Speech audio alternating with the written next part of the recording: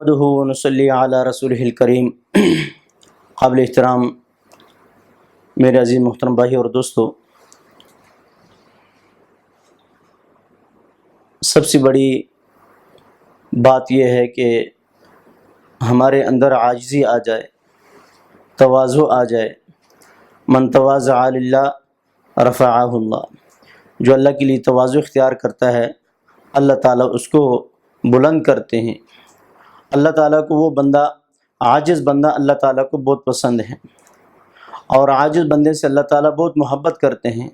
جو عاجزی کا اظہار کرتا ہے اور مغرور، متکبر، بد مزاج اللہ تعالیٰ کو پسند نہیں۔ تو اس لیے عاجزی ہو، ہر انسان کی دل سے قدر ہو، کسی کو حقیر نہ سمجھا جائے۔ یہ صرف یہ نہیں کہ مسلمان کو حقیر نہیں سمجھنا، بلکہ کسی غیر مسلم کو بھی حقیر نہیں سمجھنا۔ کیا پتہ ہے خاتمہ، کیونکہ الاعتبار بالخواتیم، العبرۃ بالخواتیم، اعتبار خاتمے کا ہوتا ہے، تو پتہ نہیں خاتمہ کس کا ایمان پہ ہو جائے۔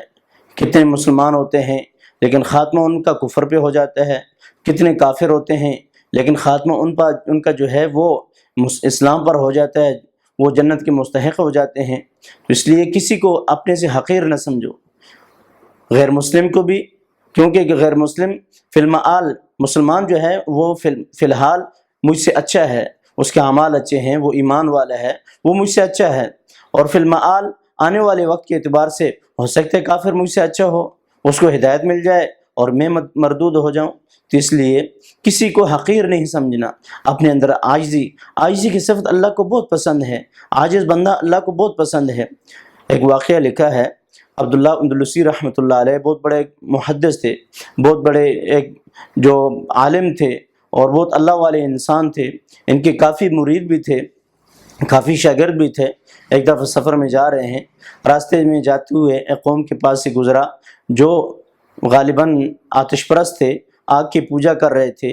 جب ان کے پاس سے گزرا، اب یہ مرید جو ہیں وہ بھی ساتھ ہیں، شاگرد ساتھ ہیں، اب راستے میں جاتے ہوئے ان کے پاس سے گزرے، اور ان کے دل کے اندر یہ بات آئی کہ دیکھو یہ بھی کوئی بات ہے کہ یہ آگ کو سجدے کر رہے ہیں۔ اس غیر مسلم قوم کی حقارت جو ہے ان کے دل کے اندر آ گئی۔ یہ آگے چلے، آگے ایک جگہ کنواں تھا، اس کنویں پہ پڑاؤ ڈالا، قافلہ وہاں ٹھہرا، وہاں سے پانی وغیرہ بھرنے کے لیے، نماز وغیرہ پڑھنے کے لیے اور اپنی ضروریات پورا کرنے کے لیے قافلہ وہاں ٹھہرا۔ تو وہاں ساتھ ہی گاؤں تھا، گاؤں کی لڑکیاں جو ہے وہ عورتیں پانی بھرنے کے لیے کنویں پہ آئیں۔ اب وہ جب لڑکیاں کنویں پہ آئیں تو ان میں ایک لڑکی تھی، اس پہ جب ان کی نگاہ پڑی تو وہ لڑکی ان کو پسند آ گئی۔ اب یہ اس پہ فریفتہ ہو گئے، عاشق ہو گئے۔ مرید ٹائم گزرتا جا رہا ہے، قافلہ ٹھہرا ہوا ہے، مریدوں نے کہا، شاگردوں نے کہا کہ حضرت آگے چلنا ہے، آگے سفر ہے ہمارا، آگے چلنا ہے، آگے چلیں۔ تو بہرحال انہوں نے کہا کہ بھئی آپ جاؤ، میں آگے نہیں جا سکتا۔ وہ عبداللہ اندلسی رحمۃ اللہ علیہ وہ وہیں ٹھہر گئے۔ انہوں نے کہا، کافی جو شاگرد بھی پریشان ہو گئے کہ ہمارے حضرت کو، ہمارے استاد کو کیا ہو گیا، ہمارے پیر صاحب کو کیا ہو گیا۔ تو انہوں نے کہا کہ بھئی آپ لوگ جاؤ، میں نہیں جا سکتا، آپ آگے جاؤ۔ تو بہرحال وہ قافلہ تو آگے چلا گیا، اور یہ جو ہے یہ انہوں نے معلومات کیا کہ یہ لڑکیاں جو گاؤں سے آتی ہیں یہ کہاں سے آتی ہیں۔ گاؤں میں گئے، پوچھے یہ فلاں لڑکی جو ہے کون ہے، معلوم کیا تو گاؤں کا جو سردار ہے اس کی لڑکی ہے۔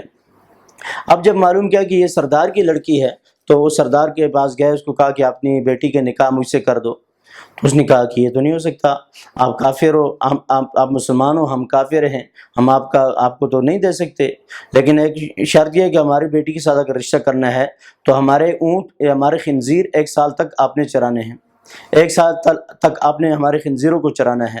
انہوں نے منظور کر لیا کہ مجھے یہ بھی شرط منظور ہے۔ وہ خنزیر لے کر جو ہے وہ باہر چلے گئے۔ جیسے بکریاں چراتے ہیں تو غیر مسلم کافر جو ہے اپنے خوراک کے لیے ان خنزیروں کو پالتے ہیں، تو انہوں نے ان خنزیروں کا ریوڑ لیا اور چرانے کے لیے چلے گئے۔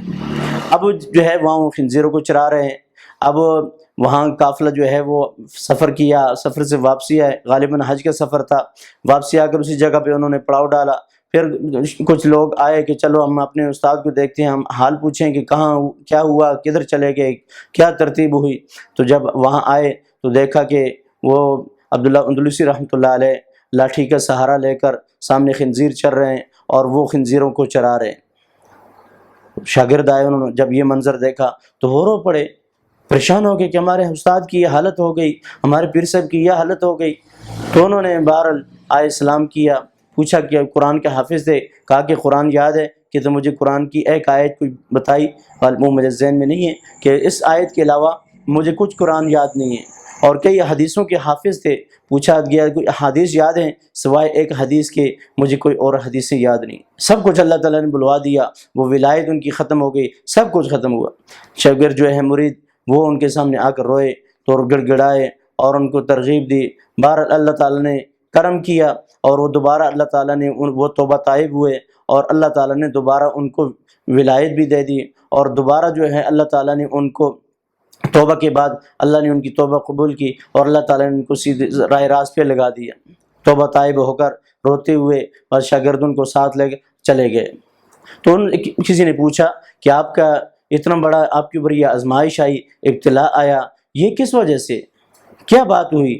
آپ تو بہت بڑے ہمارے شیخ ہیں، ہمارے پیر ہیں، آپ کے اوپر اتنی بڑی امتحان کیسے آ گیا؟ انہوں نے کہا کہ میرے اندر یہ بڑا امتحان اس وجہ سے آیا کہ میں نے قوم کے پاس سے گزرا، کسی کو پتہ نہیں چلا، لیکن میرے دل کے اندر یہ بات آئی۔ تو میرے محترم بھائی دوستو، ہم کسی کو حقیر نہ سمجھیں، ہر مسلمان کی دل سے ہم قدر کرنے والے بن جائیں، ہر آدمی کی ہم دل سے قدر کرنے والے بن جائیں۔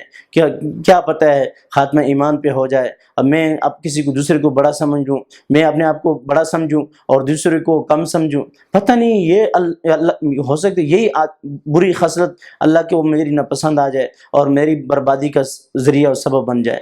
تو اس لیے ہر آدمی کو ہم اپنے دل سے اس کی قدر کرنے والے بن جائیں، چاہے اچھا ہے چاہے برا ہے، مسلمان ہے غیر مسلم ہے، ہر آدمی کو ہم اپنے سے اچھا سمجھیں۔ وآخر دعوانا الحمدللہ۔